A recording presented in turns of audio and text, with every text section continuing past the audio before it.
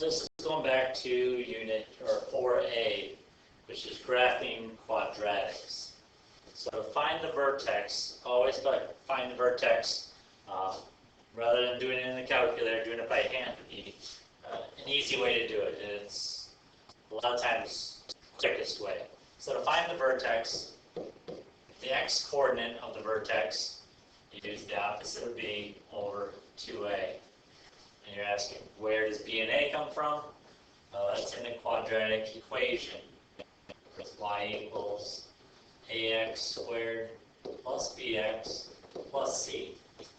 So in our equation here, the a is 2. A and b and c are always numbers. B is 8, and c is 9. In this case, we don't use c, so we're going to put in 8 and 2 for b and a. So we have x equals opposite of 8 over 2 times 2. And so we have negative 8 over 4, which is negative 2. So our x-coordinate of our vertex is negative 2. We then need to find the y-coordinate. To find the y-coordinate, we have to then take our equation and substitute in the x that we found. So instead of f of x, you have f of negative 2. Left side is just a math sentence. It's no actual computation with that.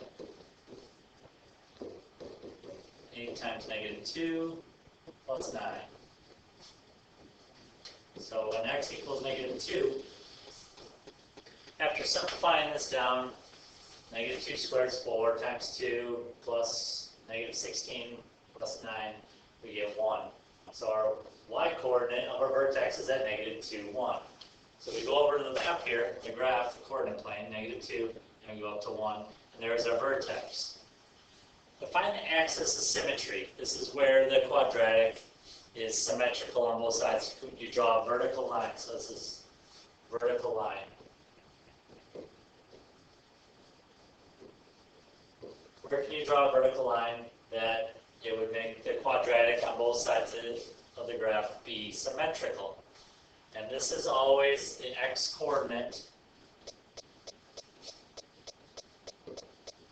of the vertex. So our x-coordinate is negative 2, so it'll be x equals negative 2. That is your axis of symmetry. Which means when we draw this graph, I could split it right down the middle vertically, and both sides of the graph are going to be exactly the same. Both left and right side of the graph are going to be the same. So, in continuing to graph this, I actually put this into the calculator and find the points left and right. So, I'll show you that. Unfortunately, I'm not going to be able to show this on a calculator, but we have in the calculator, I put the equation into y equals, so this is y1, and I'm going to the table, so second graph, and I have negative 3, 3 is a coordinate, and negative 1, 3 is a coordinate. I also have 0, 9 as a coordinate, and then negative 4, 9 is a coordinate. You see that they're symmetrical. Both sides of that green line that I drew are exactly the same. So does the graph have a maximum or minimum or maximum? And if you look, it does not have a maximum point. Both these arrows mean that it goes on forever and ever up.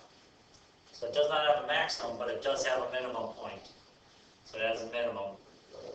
And if you look at what in the equation makes it have a maximum or minimum. So, and it's an A.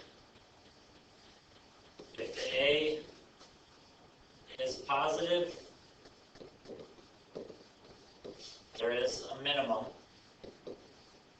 If the A in the quadratic equation is negative, there is a maximum. So that means it would be upside down. So this would be an upside down U with the A being negative.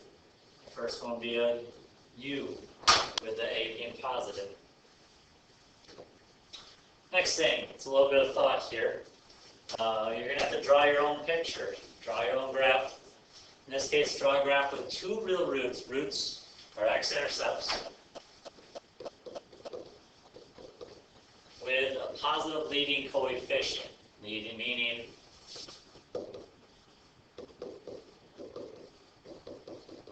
positive leading coefficient that this is positive, A.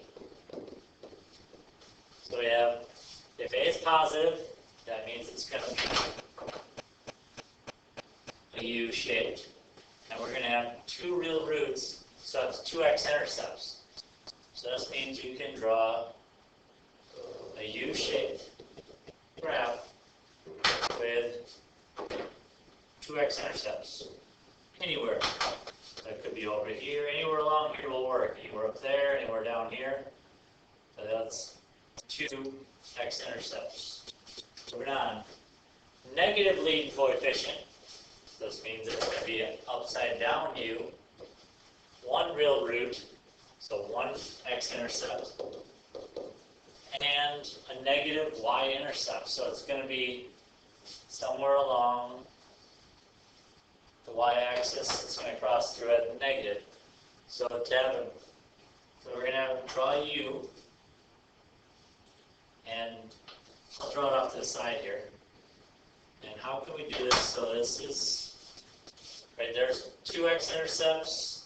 There's a negative y-intercept, but the x-intercepts are still, there's two of them. How can I do this so there'd be more than, or just one?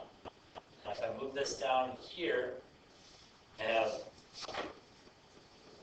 negative y-intercept, one x-intercept, and it is upside down, so it is, so anywhere along there is good. Could have also had this graph over here. That would also work. A negative lead coefficient, one real root, and a positive y-intercept. So that's the same graph that you just drew there. So this.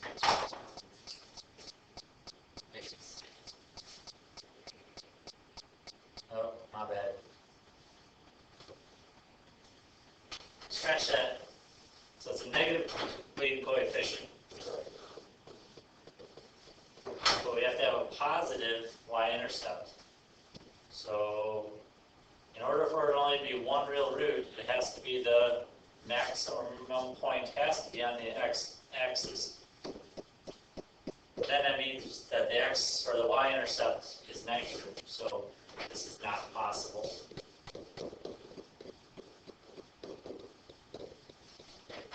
Alright. Come to class with any questions you have on this. Yeah, let me know. Thank you.